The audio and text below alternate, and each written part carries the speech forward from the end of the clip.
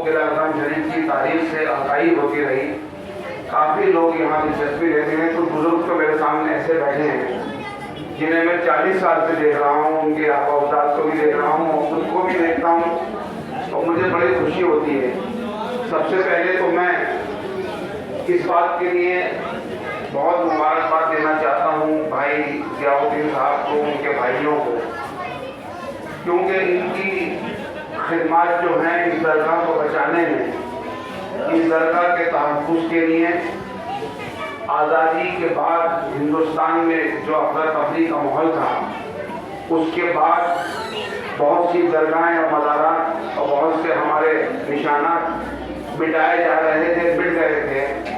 اس زمانے میں ان کے دادا پیر جی مراج الدین کے والد اور ان کا پورا خاندان ان نامساعد حالات کے اندر بھی درگاہ کرم شریف میں موجود رہا, اور انہوں نے اس مقدس یادگار کو, یہاں کی مساجد کو, یہاں کی درگاہ کو اپنے کہا کہ جب تک ہم زندہ ہیں ہم اس کا تحفظ کرتے رہیں گے. اور اللہ تعالیٰ نے ان کی مدد کی, اور آپ دیکھ رہے ہیں آج یہاں بیٹھے ہوئے موجود ہیں کہ کس طرح سے جو یہ درگاہ کا تحفظ ہوا. اس کے بعد یہ درگاہ بڑی پوشیدہ حالت کے اندر تھی. یہاں پر لوگوں کے قبضے تھے, لوگوں کی جائیدادیں لوگوں نے کہا تھا, لیکن ان کی کاوشوں سے, ان کی کوششوں سے اس درگاہ کا تحفظ بھی ہوا, اس درگاہ کی حفاظت ہوئی, اور اس درگاہ کے اندر جو کام تھے, جو دیواریں ٹوٹی ہوئی تھی, درگاہ کے اندر دروازے ٹوٹے ہوئے تھے, ان کی کاوشوں سے اور کوششوں سے, آپ سب کے لوگوں کے تعاون سے اس درگاہ کا جو ہے وہ آج بھی آپ کے سامنے موجود ہے. لیکن یہ درگاہ ابھی بہت سی چیزیں یہاں پر کرنی باقی ہیں, کیونکہ درگاہ کا بہت سارا حصہ ختم ہو چکا ہے. درگاہ کے تحفظ کے لیے, درگاہ کی حفاظت کے لیے میں آپ کو بتاتا چلوں کہ آج یہ مبارک دن ہے اور آپ اس مبارک محفل میں ہیں. آپ کو اس کی تھوڑی تاریخ بتاؤں. پچھلے سال بھی میں نے بیان کی تھی کہ فیروز شاہ تغلق کے عہد میں ایک بزرگ جن کا نام جہانیان جہاں کشنما تھا, وہ ہندوستان میں 2 نوادرات اپنے سامنے لائے تھے. ایک تھا, حضور سے سب جانتے ہیں کہ آپ سے ایک معاوضہ ہوا تھا کہ پتھر پہ آپ کے قدم مبارک کے نشان آ گئے تھے. وہ نوادرات ایک منہ مبارک تھا حضرت صلی اللہ علیہ وسلم کا بھائی. تو یہ دونوں نوادرات ہندوستان کے اندر حضرت جہاں مخدوم نما جو بزرگ تھے وہ اپنے ساتھ لائے. تو باپ بیٹوں میں ان کے بیٹے تھے فتح خان, وہ چاہتے تھے کہ یہ پتھر جو ہے میری قبر پہ نصب ہو, اور فیروز شاہ چاہتے تھے کہ میری قبر پہ نصب ہو. دونوں میں بڑا تضاد تھا, بڑا تکرار تھی. آخر یہ کیا ہوا کہ جس کا انتقال پہلے ہوگا یہ پتھر اس کی قبر پہ نصب ہوگا. چنانچہ فتح خان کا انتقال پہلے ہو گیا اور وہ پتھر ان کی قبر پہ نصب ہے, جو آج بھی جس کا تحفظ پیر جی مراج الدین کا خاندان اور ہمارے اہل علاقہ اور دلی کے مسلمان سب مل کر اس کی حفاظت کرتے ہیں. لوگوں کو معلوم ہی نہیں آزادی کے بعد کہ ہم اپنی تاریخ کو بھول گئے. یہاں پہلی ربیع الاول سے 12 ربیع الاول تک میلہ لگتا تھا.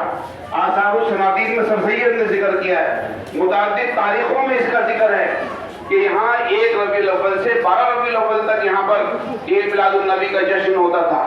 اور صابر صاحب کی درگاہ سے جو وہاں سے لوگ آتے تھے وہ یہاں حاضری لے کر جاتے تھے.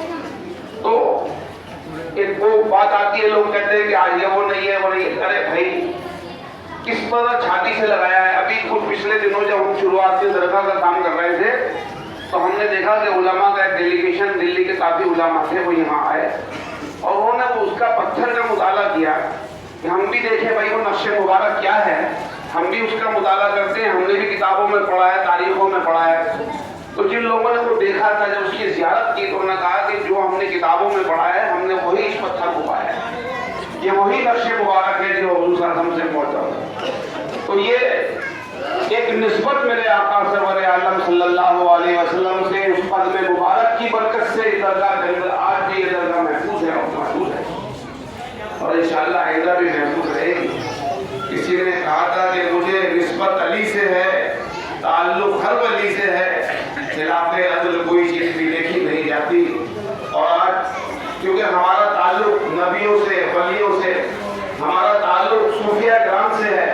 آج ہندوستان کے اندر اسلام پھیلا ہے، اسلام کی خدمت کی ہے، ہندوستان میں محبت اور قوت کا پیغام دیا ہے، ہندوستان میں بھائی چارے کا پیغام دیا ہے، ہندوستان کی یکجہتی اور امن کے لیے کام کیا ہے، ہندوستان کے اندر بھائی چارہ رہے، بھائی بھائی رہے، یہ کام صوفیہ کرام نے کیا ہے۔